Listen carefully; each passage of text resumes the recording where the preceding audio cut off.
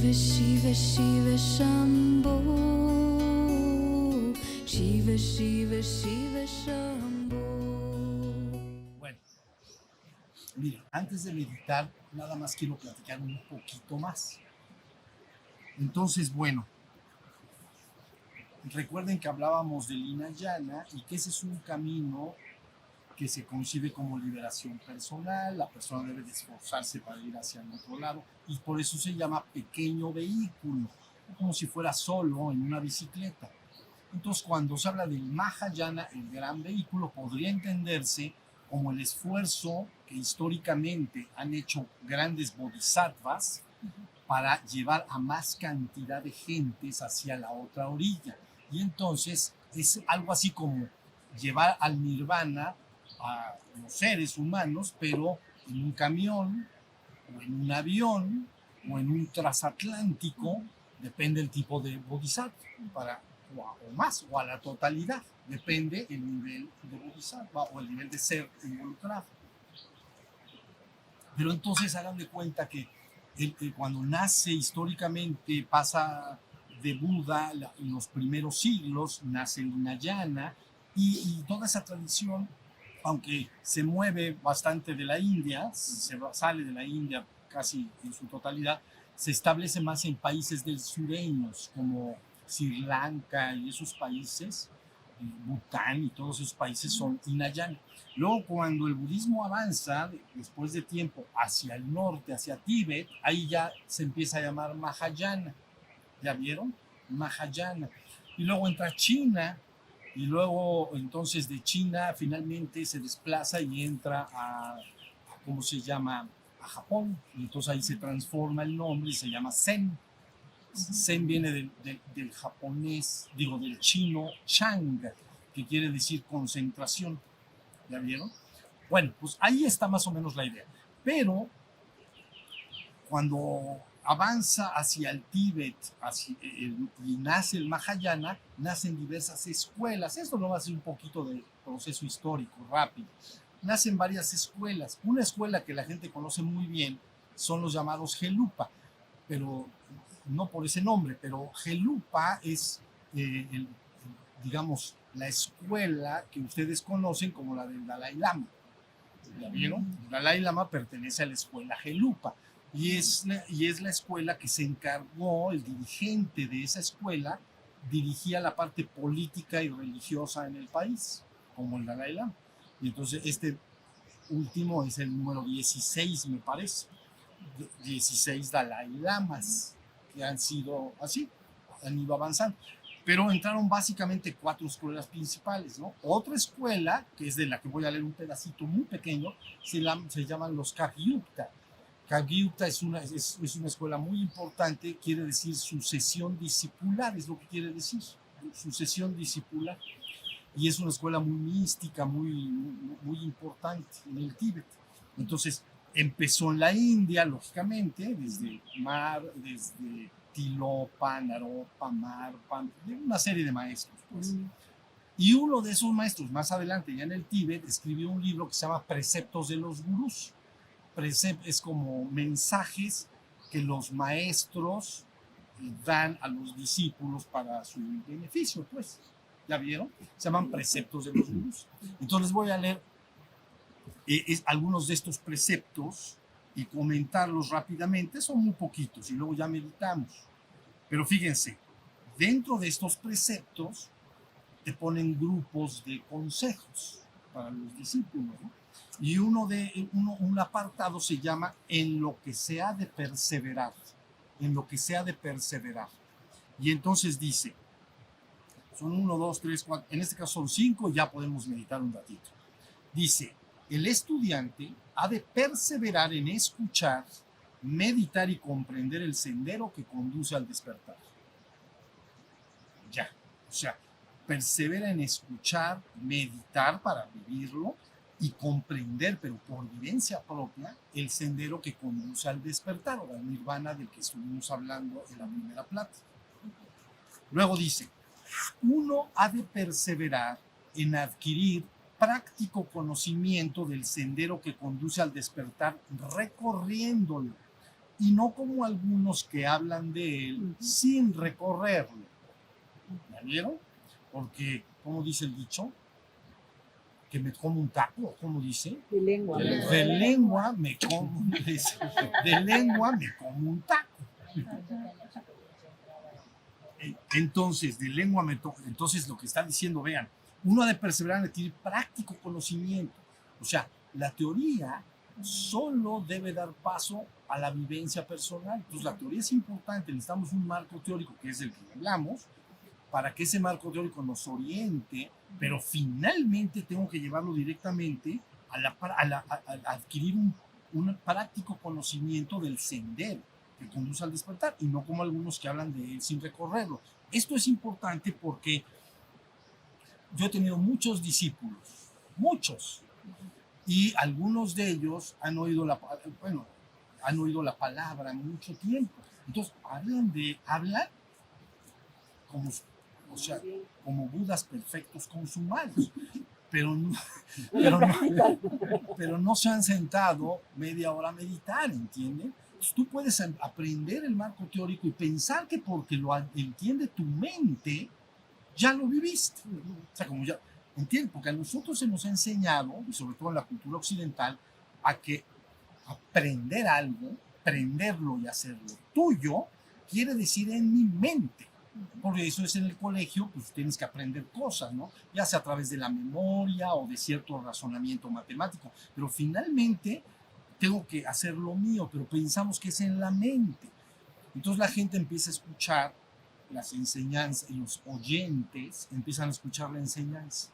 Y entonces la entienden tan perfectamente bien y el marco teórico está tan perfectamente claro que creen que ya están en el doctorado, cuando no se han mojado los piecitos para entrar en la corriente. ¿Ya vieron?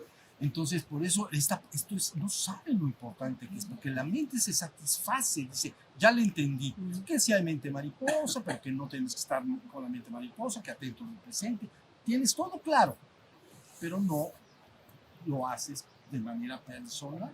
Entonces, por eso está previniendo, y no como algunos que hablan de él, del sendero espiritual, sin recorrer. ¿Ya vieron? Luego dice, habiendo despertado, ahí ya está hablando, ya entraste en la corriente, ¿no? Dice, habiendo despertado, aunque solo sea momentáneamente, no descuides tu práctica por pereza y persevera en la meditación y concentración mental. Ahí está. Entonces ya, el anterior se quedó en la teoría, pero ya en este paso dice, habiendo despertado, aunque solo sea momentáneamente, o sea, ya lo viviste, ya sabes lo que es ese estado. No descuides tu práctica por pereza y persevera en la meditación y concentración mental, ¿no? O sea, que está poniendo la pereza como uno de los principales obstáculos en el sendero, ¿no? Entonces, ya estuvo la de meditación y dice, no, mejor mañana. Entonces, y luego mañana, no, mejor pasado. No, ya el lunes seguro. Entonces ahí te la llevas. Pero luego del lunes, si eres más perezoso, dices, mejor empiezo en enero. El 1 de enero me siento 3 horas a meditar. De lengua me como un taco. Y resulta que aparte es marzo y te faltan 8 meses para enero. Ya se fijan. Dice, ya en enero lo prometo. Bueno, pues ahí tiene. Dice, persevera hasta que y luego, siguiente paso, ya despertaste momentáneamente.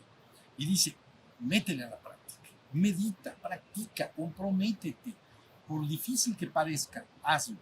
Y luego el siguiente punto dice, persevera hasta que la mente haya abandonado su tendencia a divagar y puedas permanecer despierto en la imperturbable tranquilidad de la mente. Entonces ese es un paso nuevo. Te está diciendo, persevera hasta que la mente haya abandonado su tendencia a divagar. O sea, ya me siento y ya no ando toda la meditación divagante y distraído. Y puedas permanecer despierto en la imperturbable tranquilidad de la mente, en el silencio de la mente. Dice, persevera hasta que logres eso. Ya viste que cierres tus ojos, ya no me divago ni me distraigo y mi mente se queda en silencio. ¿Ya viste? La conciencia se da cuenta, ahí adentro hay vacío.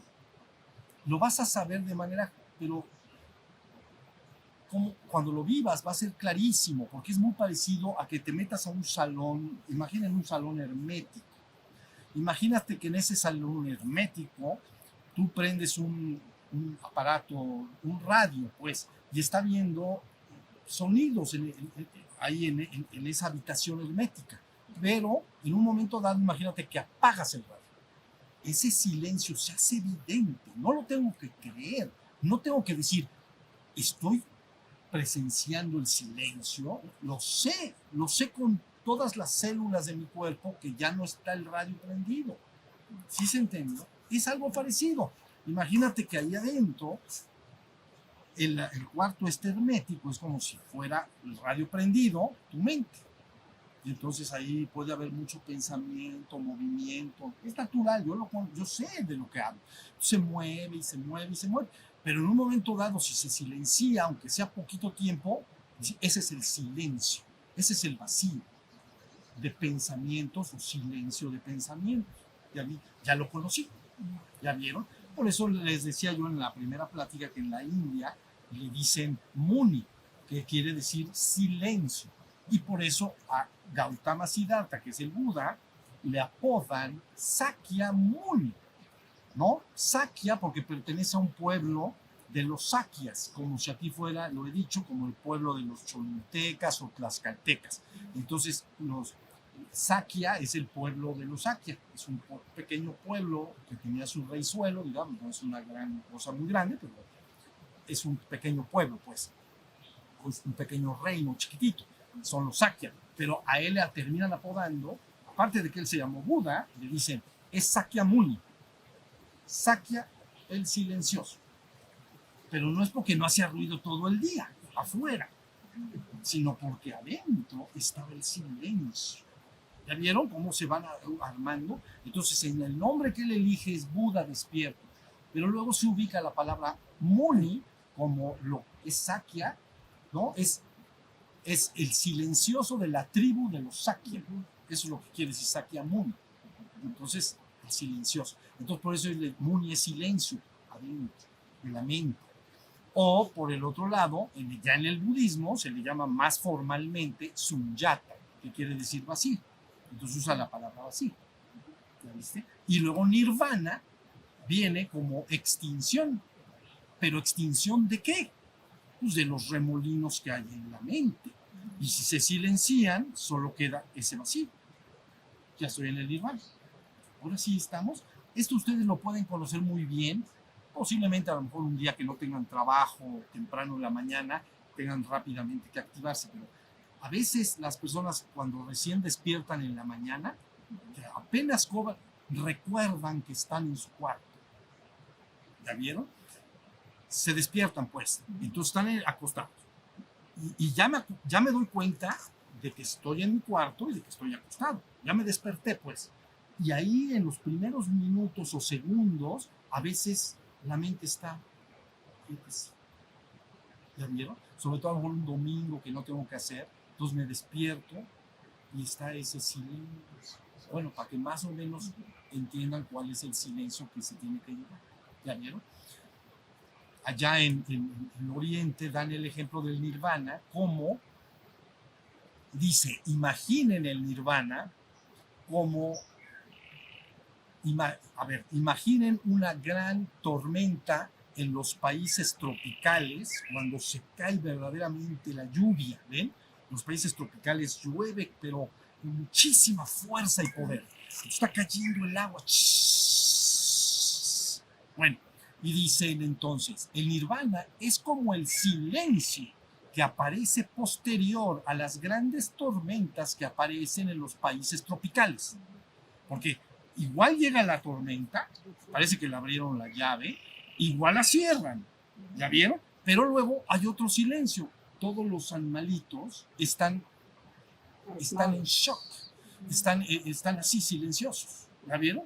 Insectos, pájaros. Entonces eso, verdaderamente termina el agua y todavía la naturaleza no ha cobrado su movimiento natural, sus sonidos, el canto de los pájaros, todos los animales, insectos, grillos, están. Entonces dice, el nirvana es como el estado de silencio que precede a una gran tormenta que aparece en los países tropicales, donde no solo el agua dejó de hacer ruido, sino que la naturaleza, oye, ¿ya vieron? Así está, pero mucho más. Pero imagínense que todo eso no hay nada. Para que uno entienda allá afuera cómo tiene que ser aquí adentro. ¿Ya vieron? Ahí tiene. Entonces, me pasé a debilidades. Eso lo dejamos para otro día. Entonces, bueno, dice, ok, entonces persevera hasta que la mente haya abandonado su tendencia a divagar, que sería el radio prendido, y puedas permanecer despierto en la imperturbable tranquilidad de la mente, cuando la mente se quedó en el vacío o silencio. ¿Ya estamos?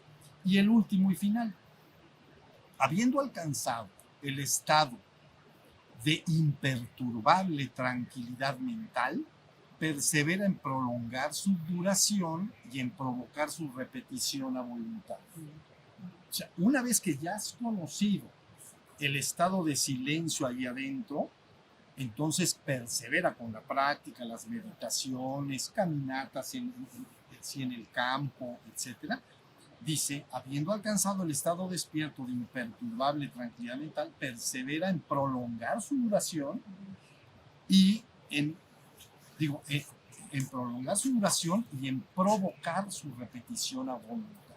Es decir, que me vuelvo a sentar, ¿no? Veo hacia el piso, me quedo simplemente atento del cuerpo sentado y la mente. ¿Sí estamos? Entonces, ya entendemos que lo que se llama el ser humano espiritualmente despierto es un estado en el cual el ser se da cuenta de que es, y la mente no se monta como las nubes que ocultan el sol. ¿Ya viste? Cuando está el sol ahí arriba, entonces, si el sol está radiante y no hay nubes, eres consciente del sol, porque te está dando de lleno, ¿ves? Pero si se montan nubes, entonces hay luz, no se pone negro, pero ya no puedo ver al sol, ya lo eclipsé. ¿Ya vieron? Bueno, eso es lo que se está buscando. El estado de nirvana sería un estado en el cual yo me doy cuenta de que yo soy el ser que se da cuenta de que es, pero como las nubes de la mente se han detenido y están en silencio, está calladita la mente, me hago muy consciente de ello. Como si ahorita la nubosidad que hay, aunque es ligera, se quitara completamente. Entonces la radianza del sol es mucho más poderosa. ¿Sí se entiende? Entonces soy muy claramente consciente del ser que yo soy. ¿Ya bien? Y entonces ya una persona llegada acá persevera y persevera y persevera. Y una ventaja extraordinaria que dije con respecto a la opinión que tienen las diversas escuelas del budismo. Ellos dicen, ya lo dije la vez pasada, pero lo necesito repetir, solo los monjes pueden llegar al nirvana porque se dedican formalmente a lograr este estado del que estamos hablando. Los laicos, que somos todos nosotros, no pueden llegar al nirvana porque están ocupados de los múltiples asuntos del mundo. ¿Ya viste? Estás ocupado en crear una vida para ti, familiar, en trabajar, sobrevivir. Entonces ellos dicen, los monjes pueden ir al nirvana, los laicos no. Entonces dicen, los laicos lo más que pueden aspirar es pues como a rezar, más o menos es lo que nosotros entenderíamos, para ser bendecidos a la hora de morir, ir a alguna morada pura donde puedan los bodhisattvas y budas enseñarlo y llevarlo al nirvana. O para que renazca en una vida posterior en mejores condiciones. Pero mi opinión es que esto no es verdad. Un monje o un laico puede lograr el nirvana si verdaderamente se compromete al lograr. Si verdaderamente se compromete. ¿Sale? Entonces, esto es importante porque se tiene una idea muy específica de que eso no es posible. ¿Ya vieron? No van a llegar. yo digo que puedes despertar, puedes dedicarte a despertar. Y sobre todo, que si te encaminas en el proceso de despertar, tienes garantía de seguir en ese camino porque has creado un karma en esa dirección. Entonces, ya sea en esta vida o después de esta vida, habrás trazado un camino. Entonces seguirás en ese camino. ¿Sí se entendió? Y finalmente, un último, y ya meditamos, un último comentario que se llama el gran deleite. Fíjense nada más, sabroso, el gran deleite. Dice, es un gran deleite comprender que el sendero hacia la libertad que han recorrido todos los Budas es siempre eterno, siempre inmutable y siempre abierto a quienes estén prestos para ingresar en él. Está hermoso, ¿ya viste? Lo voy a leer otra vez. Es un gran deleite comprender que el sendero hacia la libertad que han recorrido todos los Budas, ¿ya vieron? Todos los que se despiertan y avanzan se convierten en Budas. Es siempre eterno, siempre inmutable, no lo puedes cambiar, y siempre abierto abierto a quienes estén prestos para ingresar en él. O sea que es algo así, más o menos. Cuando quieras, quiero. Si no quieres, tampoco quiero. Pero cuando quieras, en el momento que quieras, está abierto, nada más tienes que recorrer. ¿Sale? Bueno, pues entonces ese es nuestro caminar en la vida. Y ahora, lo que antes estaba reservado para poquísimos, con lo que hemos hecho acá y seguramente otros estarán haciendo en otras partes del mundo, se va a hacer el conocimiento popular. ¿Ya vieron? Antes no era conocimiento popular, era reservado para pequeños grupos, monjes, o sea, pequeños grupos, no para la población del mundo. Ahora se va a hacer un conocimiento popular para todo el pueblo, para toda la gente.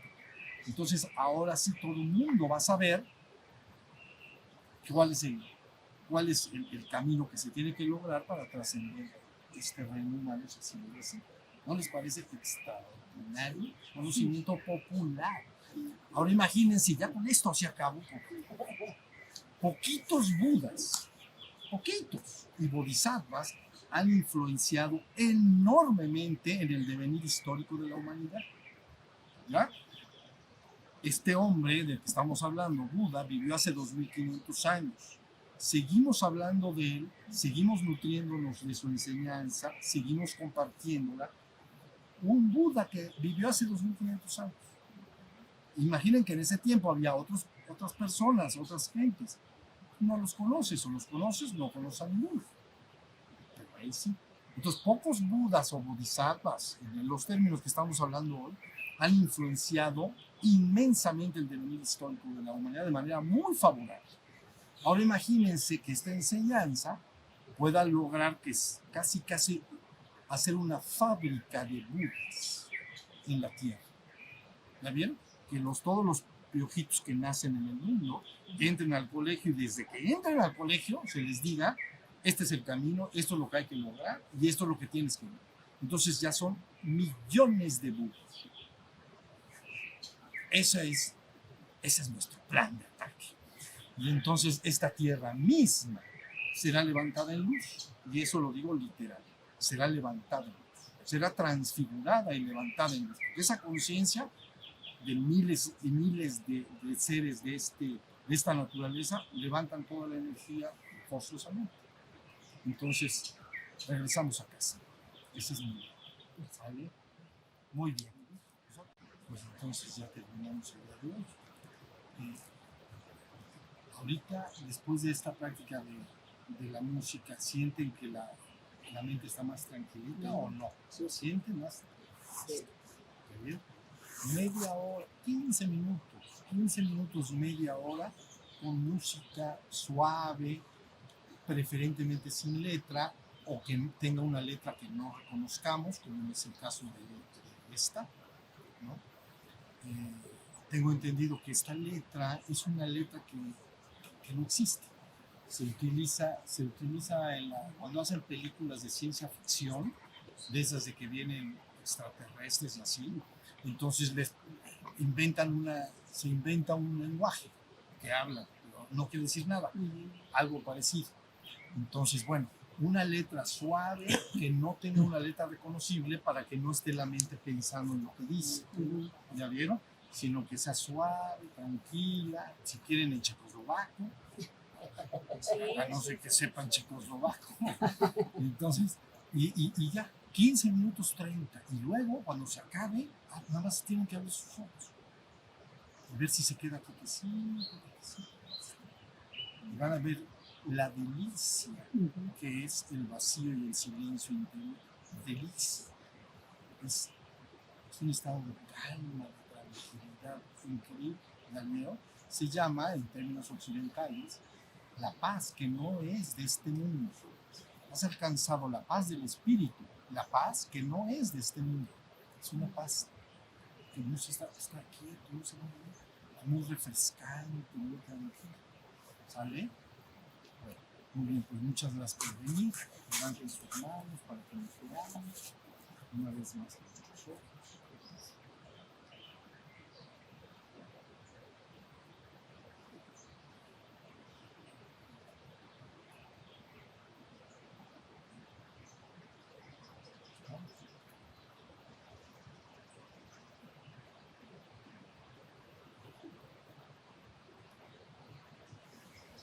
Muy bien, muchas gracias. Los que Gracias. quieran, creo que en 15 días, Sí. hablaremos de Mahayana.